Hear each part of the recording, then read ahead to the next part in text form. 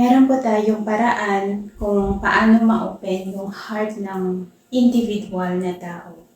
At ang una ay ang salitang pagpapatawad. Ang tao na marunong magpatawad ay ang tao na marunong magmahal. Dahil po kapag nasasaktan po kasi yung tao, yung magkakaroon tayo ng disappointment or heartbreak, yung heart po natin as a human ay nagsasara po siya, and then nag-o-open yung pride and ego ng tao kung bakit yung pride and ego kasi ng tao ay nasa physical human world natin, at yung love ay nasa puso ng tao dahil ito ay feelings na hindi mo makikita but you can feel it. At kapag nagpapatawad po yung tao, ito po ay mararamdaman niya sa puso niya ang tunay na pag-ibig. At doon niya lang po yun mararamdaman sa puso niya kung bakit nag-o-open yung heart ng human, and ito na po yung way para magkaroon ka ulit ng peace of mind sa sarili mo kung marunong ka magpatawad, marunong ka magmahal, at marunong kang kumilala o tumanggap sa iyong mga pagkakamali kung bakit ka nagkakaroon ng peace of mind sa sarili mo. Ang pangalawang paraan para ma-open yung heart ng human ay ang salitang charity. Yung nakaugalian po natin individually as a human, may mga tao po na bago po sila nag-charity ay kung yung patay na po sila, na after ng death nila, binibigay nila lahat ng ipon nila sa charity. Hindi po kasi nababayaran po ng pera yung kaligtasan natin sa kabilang mundo. Kahit po ubusin mo yung yaman mo sa charity, hindi po yan ang kabayaran sa lahat ng nagawa nating kasalanan dito sa mundong ito. But it would not help us. Dahil nga kung anong yaman meron tayo sa mundong ito, hindi yun magagamit sa kabilang mundo para magkaroon ka ng kaligtasan at magkaroon ka ng VIP para maligtas ka. Hindi po, walang serve po ang yaman ng mundong ito doon sa kabilang mundo kapag namatay na po yung physical human body natin. Kung gusto po natin na ma-open yung heart natin by doing charity, kailangan po natin gawin ang salitang charity habang tayo po ay nabubuhay pa, dahil po the use of doing kasi kapag gumagawa ka ng charity, marami namang paraan po yung pag-charity natin, hindi lang po sa mga material needs or sa mga material things natin o sa mga pera. Hindi lang naman po yun yung basihan ng pag-charity natin. We can do a charity without giving money. That is from our own heart on how we can give our contribution sa kapwa-tao natin. So marami naman pong paraan, pero sa pag-charity po ng material things or sa money po, kapag ikaw mismo kasi yung nagbibigay sa tao at nakikita mo yung resulta, doon mo kasi marirealize na doon na-open yung heart ng tao at marirealize mo na parang minsan feeling mo kasi parang ikaw na yung pinakakawawang tao sa mundo, pero once na you open your heart and give charity to other people, doon mo marirealize na ang dami pa palang tao na worse than you.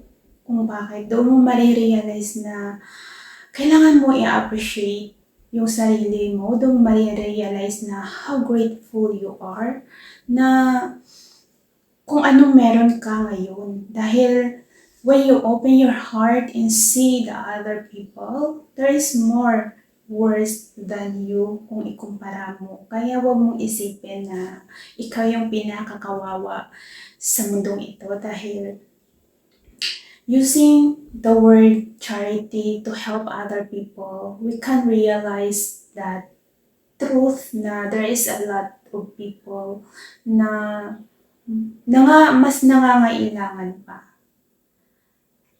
At doon natin marirealize yung worth ng sarili natin. And kung nag-give po tayo kasi, nagbibigay po yun ng happiness sa puso natin. Kaya na-open yung heart natin. Yun po yung pangalawang paraan on how to open the heart of human. And the third key para ma-open yung heart ng human ay nasa field of spirituality. In a deep knowledge and understanding of spirituality, we have a 7 chakra in our body, which is ang 7 chakra ng katawan natin ay nagre-represent po yan ng inner organ ng physical human body natin. Yung organ natin sa physical human body natin, each of our organ ay may kanya-kanya po silang tungkulin na ginagampanan. Kung bakit sa soul level po, iba-iba din po yung yung ginagampanan nila na tungkulin. At dahil po yung heart ng human is representing the heart chakra sa soul level, and ito po ay every chakra meron po yan na kaukulang kulay, and the heart chakra of human is representing a color green. Kaya once we do a meditation, we can activate our heart chakra. May mga meditation po tayo, sa energy field po yan na meron po tayong mga meditation for activation, healing, cleansing, balancing, activation of our chakra, and yung balancing. So may mga meditation po dyan. May mga tao kasi na gumagawa din sila ng mga cleansing, healing, balancing, and yung activation na meditation, yan po ay true energy po at ang pakinabang po niyan ay nasa soul level natin.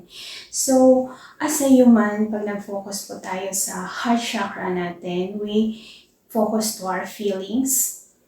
And kapag nagfo-focus po tayo sa kulay, dahil meditation also is improving our visualization. Kaya once we do our inner focus and we visualize for the green color to our heart, pag kaya natin i-visualize yung green sa heart natin, that is to activate our heart chakra.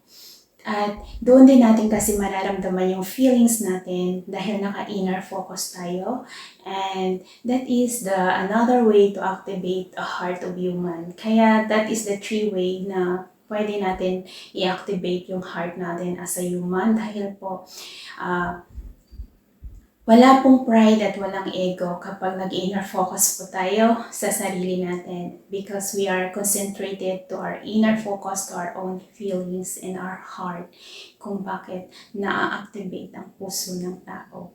Dahil when you do meditation, and to focus to your feeling, you will understand your own feelings, your own emotion, mentally and emotionally, you will understand your own self. Kaya doon mo siya mababalance kasi yung mental and emotional mo when you know on how to master and you know on how to understand your own self. Kaya po, ito po yung paraan para ma-open yung heart of human.